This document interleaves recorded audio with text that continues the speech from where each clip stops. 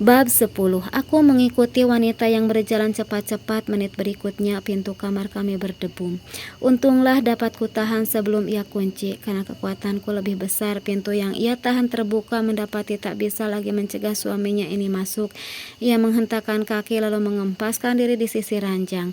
Mungkin karena gerakan kasar dan suara keras, Raka tiba-tiba menjerit. Nopa cepat mengayun-ngayun dan memberi ASI, namun ia menolak dan menangis lagi lebih kencang. Setelah dengan segala cara tak juga reda, aku ambil anak itu dari gendongan ibunya. Seperti biasa aku akan menepuk-nepuk pantat dan punggung Raka sambil berjalan mondar-mandir. Semenit 2 menit anak itu masih menangis. Aku bawa keluar kamar agar mendapat udara yang lebih sejuk. Perlahan tangisannya mulai reda, bahkan berhenti sama sekali. Ku ayun-ayun agar ia benar-benar tenang. Kini Raka menggerakkan kepalanya ke dadaku, sepertinya mencari makanannya. Nopa meraih Raka yang kusodorkan, lalu aku merangkulnya untuk masuk kembali ke kamar. Ibu mertua yang baru saja datang tak jadi bertanya, ia pun kembali ke tempat tadi berada. Raka mulai memejamkan matanya setelah beberapa menit menikmati ASI. Lalu ia benar-benar terlelap. Mendapati itu, aku membantu Nopa untuk membaringkannya di box bayi yang ada di sisi kanan ranjang kami. Setelah kupastikan anak dan ibu itu tenang, ku ajak kembali Nopa bicara, kali ini dengan menggenggam tangan dan mengunci matanya. Aku pergi bukan untuk tak kembali. Aku pergi sebab keadaannya kritis. Kalau sampai terjadi apa-apa dengannya, aku pasti akan masuk api neraka sebab telah berlaku zolim. Izinkan aku melaksanakan kewajiban, pintaku dengan nada selembut mungkin. Saat watak Nopa yang keras tak bisa dikerasi lagi, wanita ini bertemperamen tinggi hingga kerap aku harus bersabar atas amarah yang mudah meledak.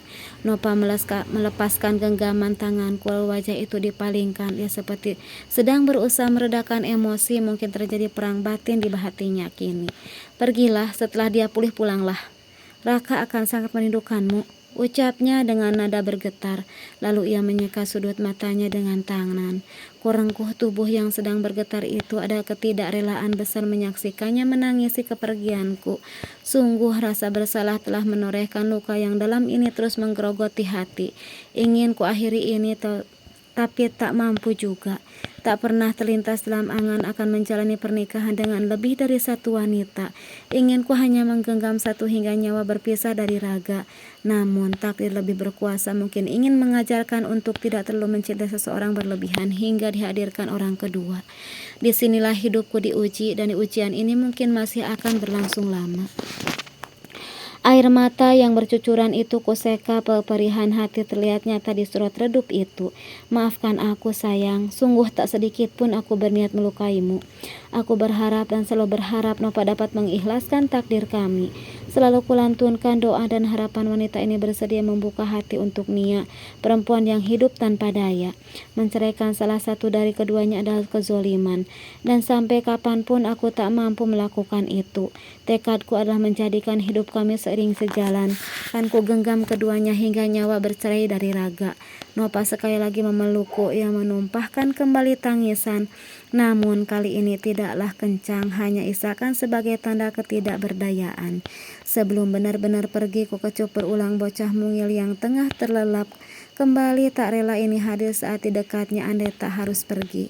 Aku setengah berlari sepanjang koridor rumah sakit. Informasi terakhir mengatakan bahwa Nia koma. Ayunan kaki ini riuh, tapi tak seriuh gemuruh di dada ini. Sesal harus mengiringi tiap inci ayunan kaki. Mengapa mengabaikannya satu purnama? Padahal Raka sudah sembuh lama, artinya tak ada alasan untuk tak menemuinya. Ketakutanku pada kemurkaan Nopa membuat timbangan keadilan bergeser ke satu arah. Meski ku sadari itu dosa, tapi tetap diri ini melakukannya. Bagaimana jika tak ada umur Nia, lalu wanita itu berpulang dalam naungan kezolimanku? Bisa beralasan apa kelak aku saat menghadapinya? Sementara di hari penghisaban itu tak mampu lagi bersilat lidah. Aku sampai di ruang perawatan Nia, dada ini seperti dihantam palu godam. Wanitaku terbaring tanpa daya dengan berbagai selang penyangga kehidupan. Menyaksikan wanita malang itu terkapar, hati ini berantakan. Tuhan, kumohon beri kesempatan untuk meminta satu ampunan jikapun ia harus berpulang. Aku menghampiri wanita yang di tubuhnya terpasang berbagai alat medis. Tubuh yang kurus itu makin kurus, ialah selayaknya mayat hidup yang tak memiliki tanda kehidupan. Air mata tak mampu lagi kucegah, ia amat deras membasahi apapun yang dilewatinya.